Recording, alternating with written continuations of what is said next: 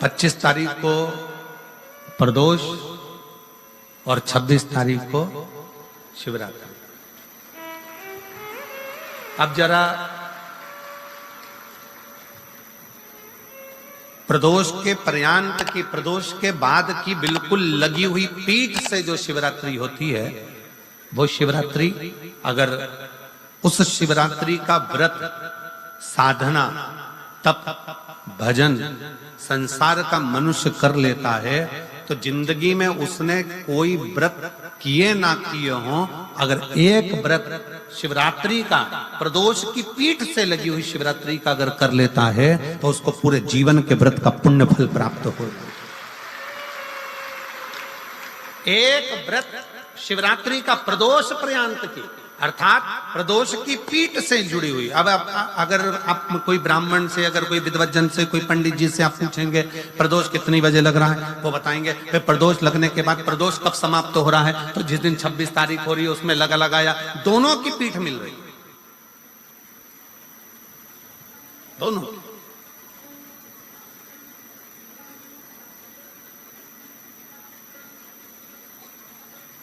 करो व्रत।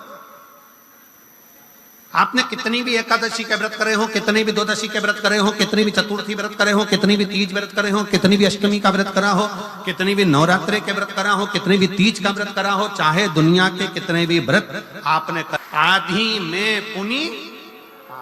तुलसी बाबा कहते हैं थोड़े में बहुत होता है।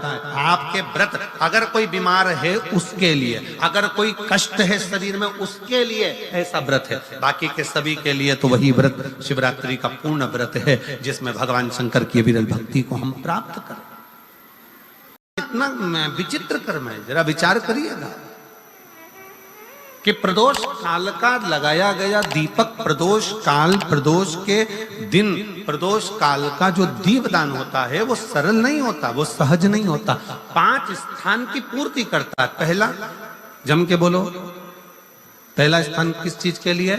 काल सर्पदोष के लिए। दूसरा पितृदोष, कैसा भी तुम्हें कोई पितृदोष बता दे, कितना भी तुमसे कोई कह दे कि तेरे घर में पितृ का दोष है, तेरे घर में ये दोष है, अगर आप प्रदोष के दिन, प्रदोष काल में, अर्थात सूर्य अस्त के समय के 2:45 तक का जो समय होता है, 2 घंटे के समय का, उसके अंतर्गत अगर आप प्रदोष काल के समय में भगवान शंकर को दीप लगाने के लिए अगर पहुंचे हो तो वो आपको फल देगा ही, पितृ दोष का निवारण होगा ही, चाहे तुम कुछ करो चाहे मत करो, वो पितृ की शांति करा दे। दूसरे नंबर पर है पितृदोष, तीसरे नंबर पर है वास्तु दोष। हमारे घर का, अब एक बहुत सावधानी से श्रवण करना, वंश की वृद्धि नहीं है। 30 वर्ष शादी के हो गए, 40 वर्ष शादी के हो गए और औलाद है ही नहीं। डॉक्टर ने भी हाथ ऊंचे कर दिए, टेस्ट पे भी करवाया, IVF करवाया, सब कुछ तुमने करवा लिया, तो भी औलाद नहीं है। तब आखिरी में एक काम चालू करो, प्रदोष का दिन दोनों पति पत्नी व्रत चालू कर दो प्रदोष का, और प्रदोष काल में शाम के समय जाकर एक ही दिए में 2 लंबी बाती जानते हो ना, रुई की लंबी कपास की बाती 2, और दोनों बाती एक ही दिए में रखकर पति पत्नी दोनों उसको प्रज्वलित करना प्रारंभ करें, बाबा संतान देकर ही रहेगा, औलाद आएगी ही। दीप की जो बाती में अंतर आ जाता है, एक गोल बाती में और लंबी बाती में अंतर आता है, बहुत अंतर आता है। पितरों के लिए गोल बाती का प्रयोग बहुत कम होता है महाराज, देवी जी के लिए, माता रानी के लिए, जगत जननी के लिए गोल बाती का प्रयोग बहुत कम होता है महाराज, ध्यान रखिएगा। एक पितृ के लिए, एक जगत जननी जगदम्बा दुर्गा भवानी के लिए गोल बाती का प्रयोग कम होता है, लंबी बाती का प्रयोग ज्यादा होता है। क्यों? क्योंकि हमारे घर की कुल देवी और हमारे घर के पितर हमारे वंश की वृद्धि करें, इसलिए लंबी बाती रखी जाती है, जिससे हमारा वंश बहुत लंबा चले, बहुत उन्नति की ओर बढ़े, इसलिए लंबी बाती का प्रयोग किया। शिव महापुराण की कथा कहती है 5 जगह पर हमारा जलाया गया एक दीप जो प्रदोष के दिन प्रदोष काल में लगाया जाता है 5 जगह पर भारी पड़ता है। पहले नंबर पर जम के बोलते जाओ, काल सर्पदोष। दूसरे नंबर पर पितृदोष। तीसरे नंबर पर घर का वास्तु दोष। हमारे घर में कितना भी वास्तु दोष है, कोई ने कह दिया यहाँ बाथरूम नहीं बनना थी, यहाँ पर शौचालय नहीं बनना था, यहाँ सीढ़ी नहीं बनना थी, वो सीढ़ी वहां बनना थी, ये सीढ़ी वहां बनना थी। तुम पूरा घर तुड़वा के देख लो, उसके बाद में जैसा वास्तु वाले वैसा करा कर देख लो, उसके बाद भी तुमको शांति नहीं मिले तो समझ लेना कि तुम्हारे घर में अब वास्तु दोष तो तुमने दिखाकर समाप्त कर लिया, फिर भी वो समाप्त नहीं हो रहा, तो प्रदोष काल का लगाया गया प्रदोष के समय का दिया आखिरी में वास्तु दोष को भी समाप्त कर देता है और उसमें भी फल प्रदान करता है। काल सर्प दोष, पितृदोष, वास्तु दोष। चौथे नंबर पर 1 रुपया कमाया, 1.25 रुपये खर्च हुआ, पैसा आया गया। ये चौथे नंबर का व्यापार में थोड़े दिन दुकान अच्छी चली, थोड़े दिन बैठ गए, थोड़े दिन काम चला, थोड़े दिन बैठ गए, गाड़ी चली थोड़े दिन फिर बैठ गए, अर्थात हमारी फैक्ट्री थोड़े दिन चली फिर बैठ गए, कहीं ना कहीं तकलीफ, थोड़े दिन खाते थोड़े दिन रोते वाला चल रहा है। तो प्रदोष काल का, प्रदोष के समय का दिया इस दुख को समाप्त कर कर रेगुलर एक जैसी सांझी, एक जैसी लक्ष्मी की वृद्धि करते चले जाए। प्रदोष काल का दिया। और 5वें नंबर का प्रदोष काल का दिया, प्रदोष समय का दिया 5वें नंबर पर रोग का निवारण का, रोग निवारण।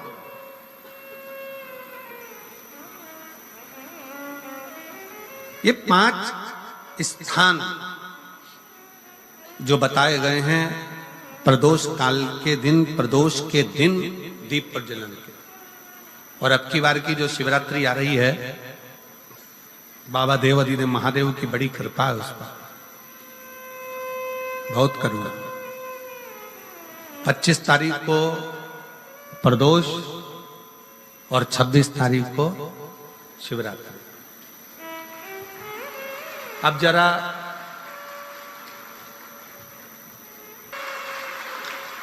एक व्रत शिवरात्रि का प्रदोष पर्यंत की, अर्थात प्रदोष की पीठ से जुड़ी हुई। अब अगर आप कोई ब्राह्मण से, अगर कोई विद्वज्जन से, कोई पंडित जी से आप पूछेंगे प्रदोष कितनी बजे लग रहा है, वो बताएंगे। फिर प्रदोष लगने के बाद प्रदोष कब समाप्त हो रहा है, तो जिस दिन 26 तारीख हो रही है उसमें लगाया, दोनों की पीठ मिल रही, दोनों।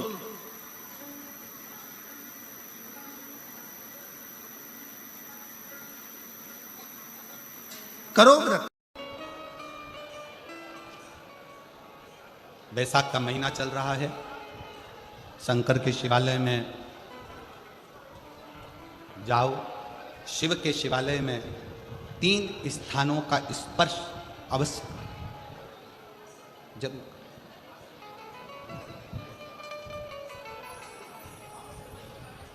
किसी मंदिर में शंकर जी के शिवलिंग को छूने नहीं देते, जैसे दक्षिण साइड में, साउथ में, तो अपने ही घर में जो शिवलिंग है उसके 3 स्थानों का स्पर्श अवश्य समझिए।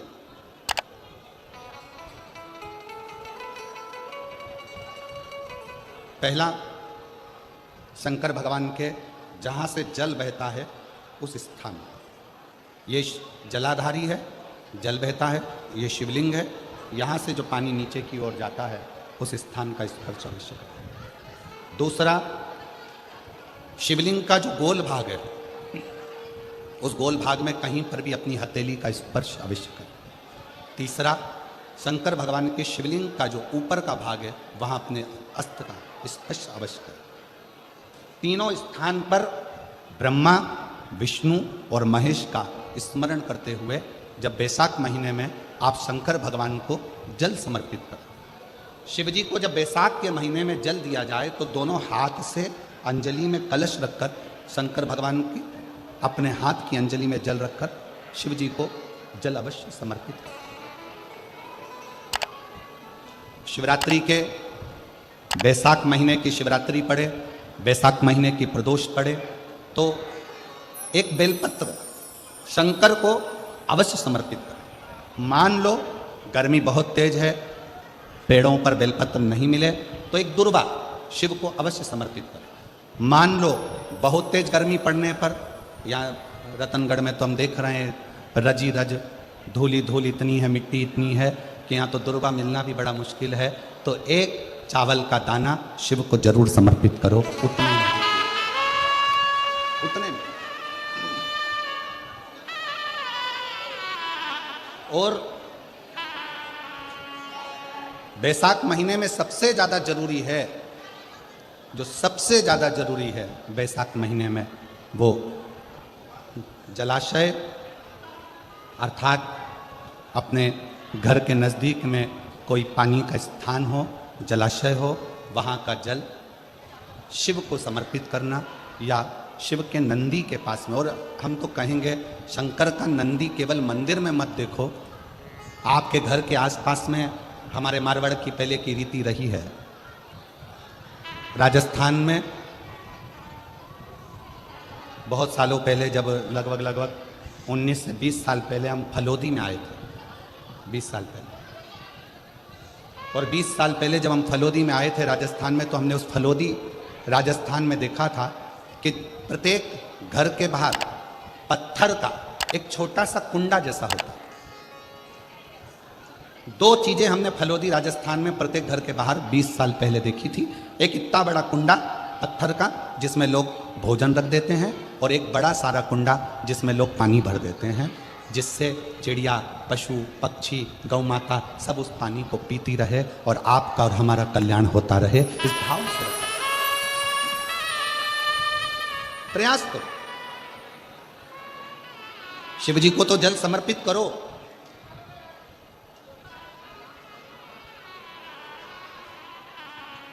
साथ में कोई जीव का भी अगर कल्याण हो जाए आपके एक लोटा जल से, तो उसको भी करें, उसको भी।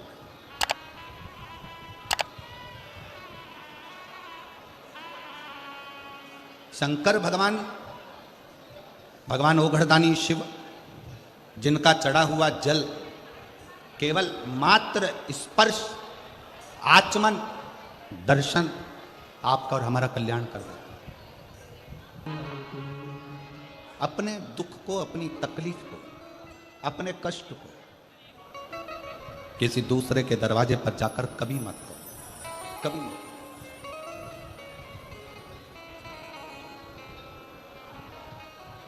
अपने दुख को, अपनी तकलीफ को शिव जी के मंदिर में जब एक लोटा जल चढ़ाने के लिए जाओ, जब शिवालय में एक लोटा जल लेकर जाओ, जल चढ़ाते समय पंचाक्षर षडाक्षर मंत्र का जाप, श्री शिवाय नमस्तुभ्यम का जाप करो।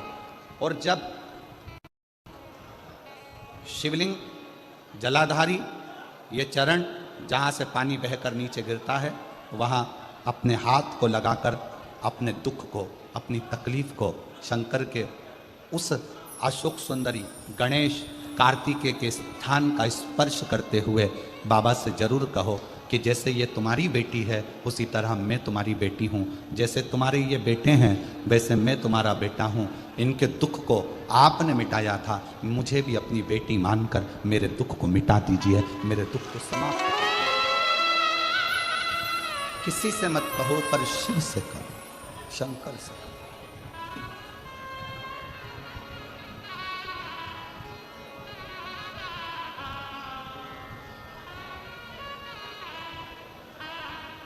जब आप चरण पकड़कर अशोक सुंदरी की जगह पर अपने हाथ का स्पर्श कर कर, गणेश कार्तिकेय के स्थान का स्पर्श कर कर शिव से कहोगे, तो शंकर अपनी औलाद आपको बनाएंगे और अपनी पुत्री समझकर आपका दुख जरूर मिटाएंगे। से श्री शिवाय नमस्तुभ्यम ज़्यादा नहीं तो 11 बार तो निकाल लिया करो। ये शरीर, ये हृदय, ये चित्त, ये वृत्ति परमात्मा के चरणों में जाती है।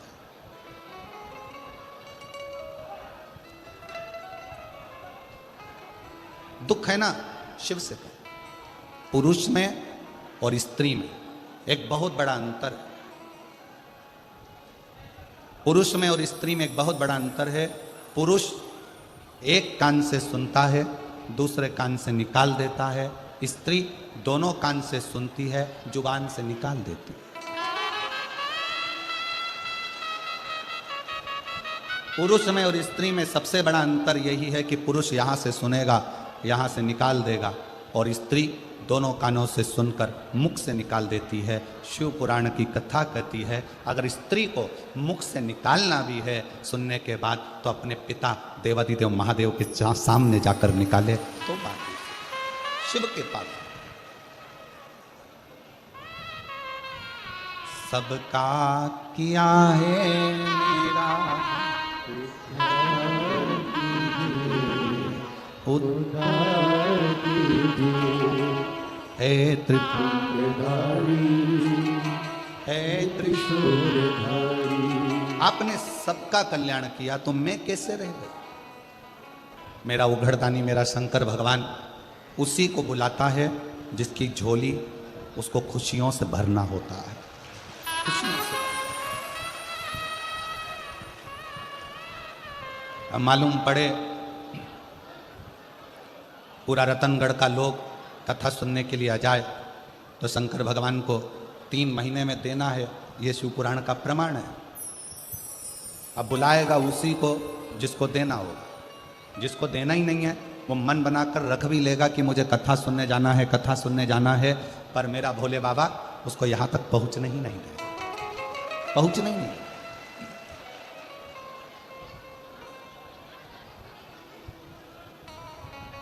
कल कथा में अपन ने श्रवण किया था कि संकल्प आपका होता है और पूरा करने वाला देवादिदेव महादेव,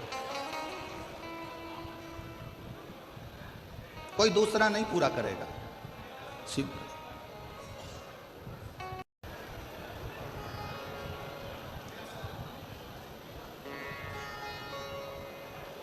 भाई श्री हनुमान प्रसाद जी पोद्दार जी ने अपनी वाणी में कल्याण के शिव अंक में, अगर बन सके तो आप पढ़िएगा, कल्याण के शिव अंक में भाई श्री ने एक लाइन लिखी है।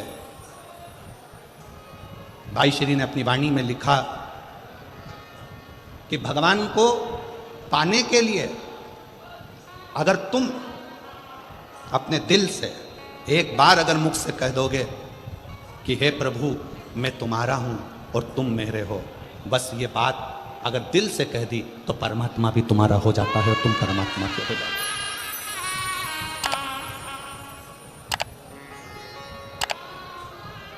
जरूरी नहीं कि उपास करोगे तो भूखे रहना पड़ेगा। व्रती का मतलब क्या होता है? व्रती का मतलब क्या है? एक सिंहपुर प्रदेश में एक व्रती ब्राह्मण रहता था। व्रती ब्राह्मण का मतलब यह है कि वो कुछ खाए पीने से या उपास रखने से, साबूदाना खाने से, मोरधन खाने से, चिप्स खाने से, वेपर्स खाने से, पपीता खाने से, सेवफल या केला खाने से व्रत नहीं होता। व्रत का मतलब है कि तुमने एक नियम बना लिया कि मैं रोज अपने घर से 1 लोटा जल लेकर शंकर के मंदिर जाऊंगी, या आपने कोई नियम बना लिया कि मैं 15 मिनट शंकर का भजन करूंगी, या नियम बना लिया राम नाम कृष्ण नाम शिव नाम जपूंगी, ये तुम्हारा व्रत हो गया, तुम व्रती हो गए। ये व्रत तुमने धारण कर लिया।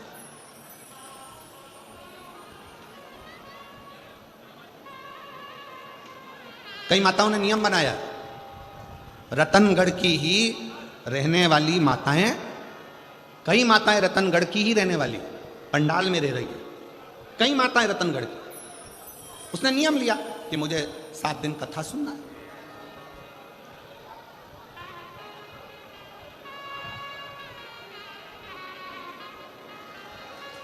उसका नियम था, व्रती है। व्रत करने का मतलब यह नहीं है कि तुमने उपास करा, कुछ खाया पीना छोड़ दिया, कुछ खाना पीना छोड़ दिया तो भगवान तुमसे प्रसन्न हो जाएगा। शिव महापुराण की कथा कहती है, शंकर भगवान की कथा कहती है, यहाँ शिव पुराण कहती है कि आपका एक व्रत, कुछ भी अपनी जिंदगी में एक संकल्प, एक नियम ले लो, शिव पूरा कर देगा, व्रती हो गया। एक ब्राह्मण रहता था, बड़ा व्रती था, महाव्रती।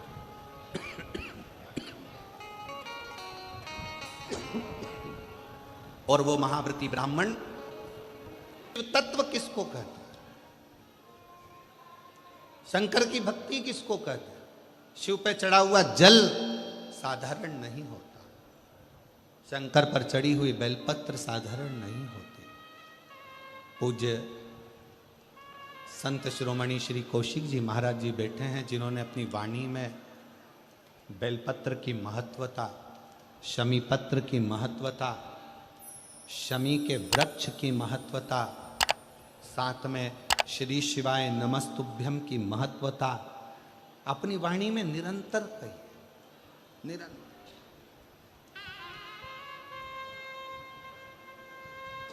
शिव जल साधारण नहीं है, शंकर की भक्ति साधारण नहीं है, शिव स्मरण साधारण है।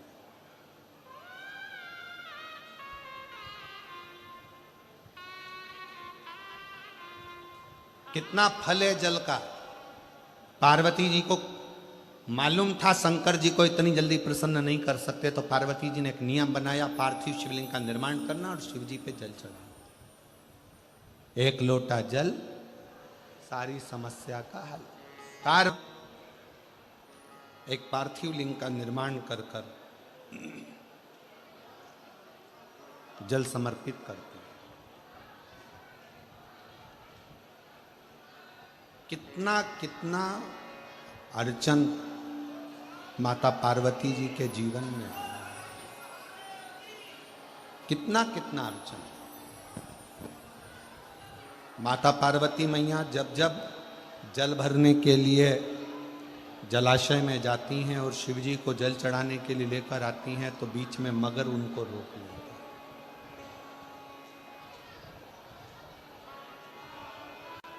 कहीं पार्वती मैया जब भगवान शंकर को रिझाने के लिए आतुर होती हैं, तो फिर कोई ना कोई क्रम होकर